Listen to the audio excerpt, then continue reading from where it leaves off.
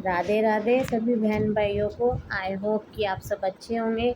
मैं भी बहुत अच्छी हूँ और आप सब लोगों का स्वागत है मेरे ब्लॉग में। तो हम मेरा जो पिछला ब्लॉग था तो उसमें हम कहाँ पर थे कि मेरे घर पे गए हुए थे मायके में। तो वहाँ पे फिर वो बताया था मैंने आप लोगों की, मेरे लिए एक शूज़ बनवाए गए थे, डॉक्टर ने जो बोला था।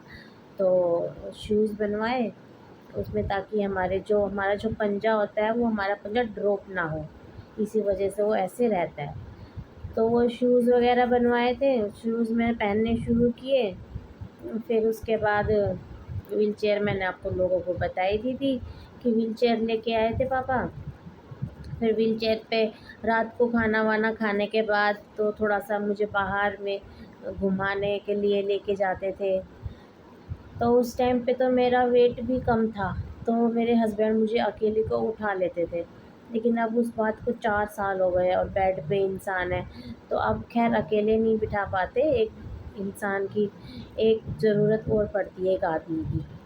तो फिर उसके बाद घुमाने ले जाते थे। फिर उसके बाद वही रूटीन हमारा वहाँ पे भी वही रहता था। वहाँ पे मैंने बताया था आप लोगों की मेरी देसी दवाई भी चली थी।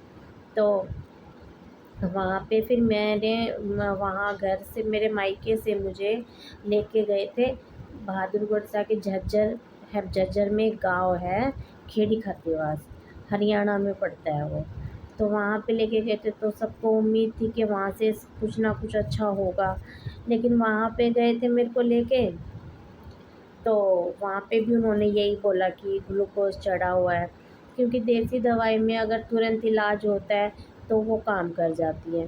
अगर हॉस्पिटल में ग्लूकोज़ वगैरह चढ़ जाता है फिर उसके बाद उसको दवाई असर नहीं करती है। तो लेकिन मेरी तो तकलीफ़ ही कुछ और थी, डायरेक्ट वहाँ भी नहीं जा सकते थे क्योंकि मैं प्रेग्नेंट थी।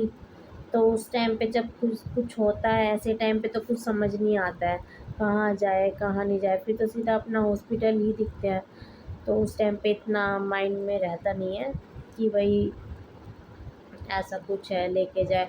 अगर एक पैरालाइज़ का अटैक होता कि भाई पैरालाइज़ है, एक हाथ नहीं उठ रहा है या फिर हाथ ऐसे हो गया है, पैर हो गया है, तो उसके लिए तो जा सकते हैं, वो उसमें आराम लग जाता है दवाई में, उसमें भी ग्लूकोज़ ना चढ़वाए तो। फिर उसके बाद मेरा तो आप लोगों को पता ही है कि मैं कैसे कैसे करके मेरा क्या हुआ था। मैं बहुत तकलीफ़ में थी, परेशानी में थी। तो उस टाइम दिमाग में नहीं था कि भाई खेड़ी खातीवास जो गांव है हरियाणा में, वहाँ से दवाई चलाए। लेकिन फिर भी हमने, जब मैं घर गई थी तो हमने सोचा एक बार चल के देख लेते हैं, क्या पता कुछ अच्छा हो जाए। फिर वहाँ पे भी लेके गए मेरे को, वहाँ पे लेके गए। फिर उसके बाद वहाँ से भी मेरी दवाइयाँ चली। 3 महीने मैंने दवाइयाँ खाई। तो 3 महीने मैंने वो देसी दवाई खाई और जो मैं अंग्रेज़ी दवाई खा रही थी वो मेरी अलग थी। फिर उसके बाद अब डबल डबल दवाइयों की वो रहती थी। अब दवाइयाँ तो मेरी सुबह से शुरू हो जाती थी। सुबह से दवाई खाई, फिर उसके कुछ घंटे बाद फिर दवाई खाई। फिर तो दोनों में देसी दवाई खाती थी और जो इंग्लिश दवाई खाती थी, उन दोनों में 1 घंटे का गैप रखती थी मैं, कि पहले ये इंग्लिश वाली दवाई खा ली जिसमें कि जलन, अकड़न और मसल्स के जो है ताकत की दवाइयाँ भी थी।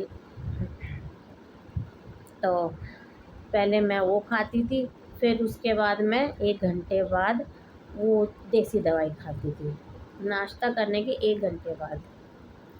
फिर उसके बाद नाश्ता करने के मैं अगर खा दीदी दीदी पानी देना एक बार। मैं ना ज़्यादा बोलती रहती हूँ ना तो मेरे गले में यहाँ पे खराश हो जाती है।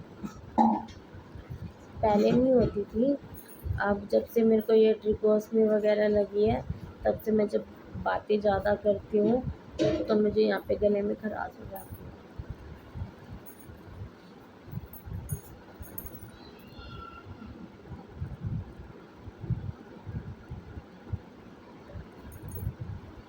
बस گلے میں خراش ہو جاتی ہے میرے بولتے بولتے. تو پھر اس کے بعد وہ دوائیاں کھانی پڑتی تھی. تو پھر وہی دوپہر میں جیسے صبح مارننگ میں صبح صبح بالکل اٹھتے ہیں جب میرے ہسبینڈ وہی فریش وغیرہ ہوتے ہیں فریش ہو جاتے ہیں. پھر اس کے بعد میری ایکسرسائز کرتے ہیں. سب سے پہلا روٹین میرا یہی تھا کہ میری صبح اٹھتے ہی وہ اپنا فریش وغیرہ ہو کے میری ایکسرسائز، کیونکہ پوری رات اب گھٹنے مڑے ہوئے ہیں، کروٹ میں ہوں، پوری رات پیر اکڑ جاتے ہیں، ہاتھ اکڑ جاتے ہیں، جوڑ درد کرنے لگتے ہیں. تو پھر باڈی کو تھوڑا ریلیکس کرنے کے لیے میرے ہسبینڈ صبح صبح میری ایکسرسائز کرتے ہیں. پھر اس کے بعد ہوتا ہے یہ ساری چیزیں، ناشتہ کیا، دوائیاں لی. پھر اس کے بعد دوپہر میں ڈاکٹر آ جاتے ہیں، فزیو تھراپی والے آ جاتے تھے. پھر اس کے بعد شام کو پھر وہی ہمارا تو شام کھانے کا ٹائم بھی بہت 2 3 بج جاتے تھے ہمیں کھانا کھاتے کھاتے، کیونکہ بیڈ شور بھی تھے، بیڈ شور کی بھی ڈریسنگ ہوتی تھی. پھر ڈاکٹر آتے تھے. کھانا فزیو تھراپی میں کرواتی تھی کھانا کھانے سے پہلے، مطلب کہ خالی پیٹ. یا تو میں پہلے 1 گھنٹہ پہلے کھانا کھا لیتی تھی یا پھر بعد میں کھاتی تھی، کیونکہ کھانا کھاتے ہی ایکسرسائز نہیں ہوتی ہے. پھر اس کے بعد شام کے ٹائم پھر وہی اپنی شام کی چائے وائے ہو جاتی. پھر رات کو لیٹنے کے ٹائم پہ جب کھانا وانا کھا لیتے ہیں، پھر اس کے بعد لیٹنے کے ٹائم پہ بھی میرے ہسبینڈ میری ایکسرسائز کرتے تھے. ایکسرسائز تو بہت ساری ہے، وہ بھی میں دھیرے دھیرے آگے ولاگ میں اپنے ڈالتی رہوں گی کہ میں کون سی ایکسرسائز کرتی ہوں، تاکہ میرے جیسے بھائی اور بھی بہن بھائی ہیں ان کو بھی ہیلپ ملے. پھر اس کے بعد ایسے ہی چلتا رہا، کٹتے رہے دن، چلتا رہا. پھر بیچ میں سنا تھا فزیو تھراپی والے ڈاکٹر نے ہی بولا تھا کہ ایکوا پریشر تھراپی بھی ہوتی ہے، کہ آپ وہ کروا کے دیکھو. ایکوا پریشر جس میں کہ جو ہمارے مسلس پوائنٹ ہوتے ہیں ان کو پتہ نہیں، ان کے پاس نا ایک انسٹرومنٹ وغیرہ رہتے ہیں، جیسے کہ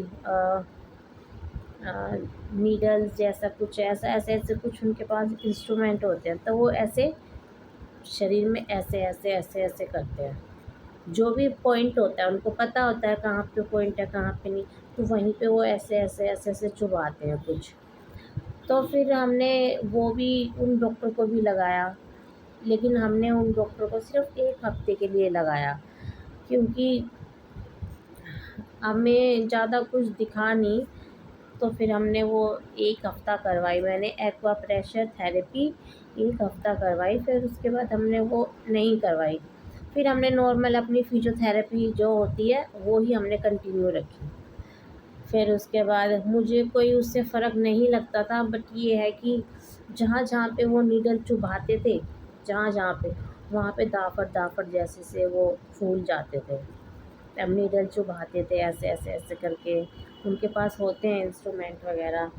تو پھر وہ ہم نے 1 ہفتہ ہی کروائی، اس کے بعد نہیں. اس کے بعد پھر ہم نے فزیو تھراپی والے ہی لگا لیے. لیکن اس ٹائم پہ بھی تھوڑا بھائی وہی بات ہے، دیکھو اس کنڈیشن میں تھوڑا سا فائنینشلی جو کنڈیشن ہوتی ہے وہ بھی مشکل ہوتی ہے. تو پھر بھی ہم نے یہ تھا کانا جی کی کرپا سے، رادھا رانی جی کی کرپا سے، کہ ہم نے فزیو تھراپی والا ڈاکٹر لگا کے رکھا. پھر ایسے ہی دھیرے دھیرے دھیرے دھیرے میں وہاں پہ 6 مہینے رک کے آئی تھی. میں اپنے گھر پہ 6 مہینے رک کے آئی تھی. پھر اس کے بعد وہاں سے میں اکتوبر میں آ گئی تھی، 2022 میں اکتوبر میں آ گئی تھی. جو کہ میرا شادی کے بعد تو میرا پہلا کروا چوتھ جب تھا تو اس ٹائم میں ہاسپٹل میں ایڈمٹ تھی، مجھے ڈینگو ہو رکھا تھا.